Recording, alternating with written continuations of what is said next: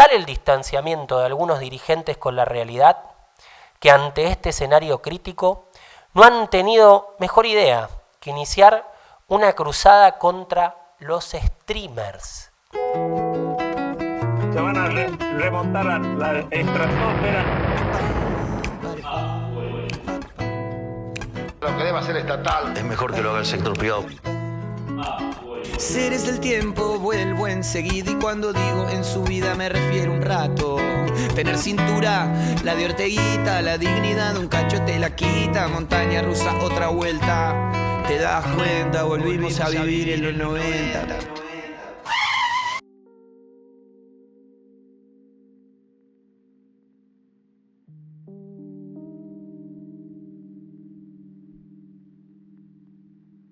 Los primeros 100 días de Milei. Llegó el momento de analizar los primeros 100 días de este experimento liberal-libertario. Un vertiginoso camino de curvas y contracurvas que avanza a un ritmo vibrante en los tiempos de la sociedad del like. Dice Durán Barba, es más importante tuitear que sacar leyes, y asevera un escenario sombrío que se ubica en la frontera de las formas de la democracia que hemos sabido construir desde 1983. Hay que reconocer la osadía de este nuevo régimen. Contratar un ejército de trolls para que trasciendan el mundo de las redes y se hagan cargo de las políticas públicas que no son ni más ni menos que la formación de agencias de liquidación final de sueldos y cierre de temporada, es todo una novedad. A veces es bueno poner en números la realidad, cuantificarla para poder hacer buenos análisis. En estos 100 primeros días, el gobierno de Milei acumuló un 71,3% de inflación. Aumentó más del 200% el tipo de cambio oficial. Redujo un 23% las ventas minoristas. La nafta super pasó de valer 311 pesos en diciembre del 2023 a 800 en marzo del 2024. El uso de la capacidad industrial instalada cayó 8 puntos y el nivel de consumo de los jubilados que cobran la mínima se redujo en un 50%. Toda una estadística.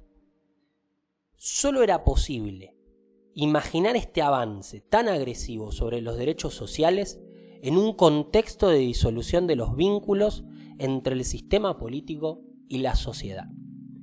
Y gran parte de eso fue responsabilidad de quienes fueron señalados, con acierto, como la casta.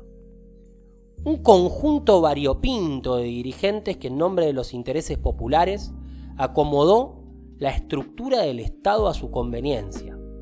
Edificó su realidad entre los cómodos muros de los barrios cerrados y construyó una nueva subjetividad, lejos de las penurias cotidianas de los y las que esperan el bondi, a oscuras y a la intemperie.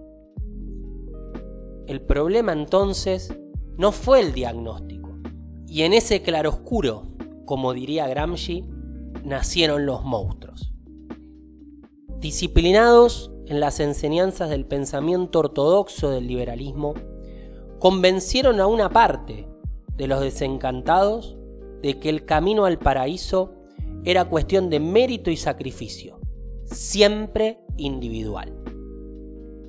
Una recompensa al trabajo duro. Todo lo contrario a las facilidades que otorgaban las prebendas del Estado. Así los enemigos primero fueron los choriplaneros, los hijos de la Argentina subsidiada, cascoteada. Luego, los trabajadores estatales. Un exceso para un gobierno que sueña con un Estado mínimo. Y ahora, los artistas. El último escollo para torcer definitivamente el sentido común de nuestra sociedad. Sí, la cuenta no es muy difícil. Agotado el relato de la economía nacional, también se apagó la visión estadocéntrica. Solo queda transformar la visión que tiene la sociedad sobre sí misma. Introducir la expectativa de que somos individuos aislados y no comunidades organizadas. Por eso odian a los artistas. Todo lo que sea masivo y convocante, cara a cara, pueda despertar sentires y fervores populares, debe ser combatido. La masividad, si es puramente digital, mejor. Es tal el distanciamiento de algunos dirigentes con la realidad que ante este escenario crítico no han tenido mejor idea que iniciar una cruzada contra los streamers. Los streamers mainstream son del palo, señores y señoras. Debería ser un alivio que al menos lo masivo en términos de consumo de estas nuevas formas de comunicación esté hegemonizado por corrientes de pensamiento más o menos afines.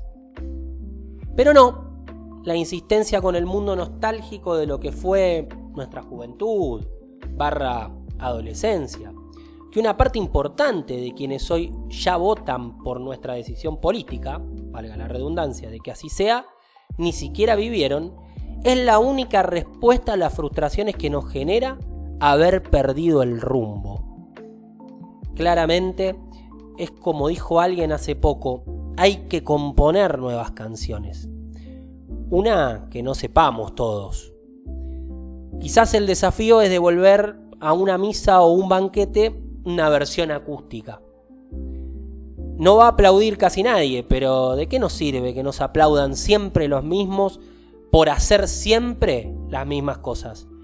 Al fin y al cabo, esto es política, un arte, pero de lo posible. Y hoy se trata de hacer posible lo imposible o de hacer políticamente imposible lo políticamente inevitable. Es necesario predicar en el desierto si hace falta. Nunca fue tan sencillo identificar un adversario político. Todo nuestro tiempo debe ocuparse en ello.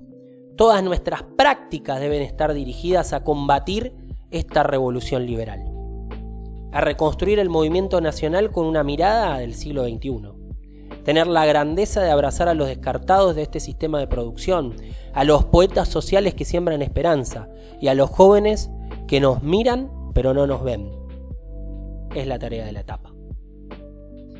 En tiempos donde las injurias se hacen al ritmo de un clic, de modo que al tener menos tiempo para saborearlas ofendan menos, como decía Maquiavelo, necesitamos recuperar la confianza, reconstruir el sentido de pertenencia, el sentido de las prácticas sociales. La inercia nos condujo a un estrepitoso fracaso.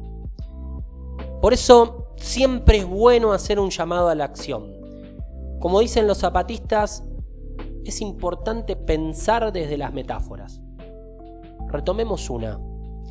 Una ventana se abrió, unos se empeñan en cerrarla de nuevo, otros en llamar a conformarse con la contemplación. Pero otros, los más, buscan ya la forma de abrir una puerta y salir. Porque una casa sin puertas para entrar y salir no es más que una caja negra, donde la realidad se refleja siempre invertida y convence a quienes la habitan de que ese mundo invertido y absurdo es el único posible. Y no, ya no. Cuánto tiempo nos tome no nos preocupa. Lo que nos preocupa es que no sea una simulación, porque si no, vamos a engañar a nuestra gente. Y luego va a volver la historia atrás. Y vamos a tener que volver. Cada vez va a ser más difícil. Un rato, tener cintura, la de Orteguita, la dignidad de un cacho te la quita, montaña rusa, otra vuelta. Te das cuenta, volvimos a vivir en los 90.